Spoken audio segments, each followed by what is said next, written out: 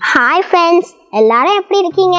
இன்னைக்கு நான் உங்களுக்கு ஒரு கதை சொல்ல போறேன். ஒரு நாள் ஏசப்பாவும் அவங்களோட சீஷர்கள் எல்லாம் சேர்ந்து ஒரு மலையில போய் ப்ரேயர் பண்றதுக்கு போனாங்களாம். அப்போ மக்களும் சேர்ந்து பின்னாடியே வந்துட்டாங்களாம்.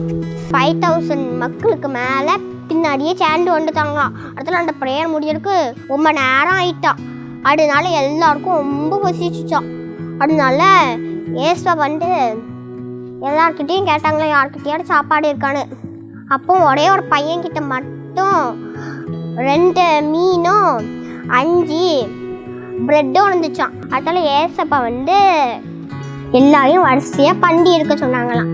அடுத்தல 2 பிச்சு பிரெட்டை 2 கையின்னு வச்சு உயர்த்தி ஆசீர்வதிச்சான். உடனே நிறைய மீன் நிறைய பிரெட் வந்துட்டான். அடுத்தால எல்லாரும் நல்லா வயிறு நிறைஞ்ச இது வரைக்கும் சாப்பிட்டு போயிட்டாங்களா. 12 பேஸ்கெட் ஆஃப் ஃபுல்லும் இருந்துச்சான். பார்ட்டிகுலர் ஃப்ரெண்ட்ஸ், நீங்கள் உங்களுக்கு இருக்கிறத ஏசப்பா கிட்ட கொடுத்தா ஆனால் உங்களுக்கு பெரிய ஆசீர்வாதமாக மாட்டி கொடுப்பாங்க. உங்களுக்கு சின்ன டேலண்ட் இருக்கலாம், ஆனால் அதை நீங்கள் ஏசப்பா கிட்ட கொடுத்தா அதை ஏசப்பா உங்களுக்கு பெரிய ஆசீர்வாதமாக மாட்டி தருவாங்க. ஓகே ஃப்ரெண்ட்ஸ், இப்போ ப்ரேயர் பண்ணலாமா?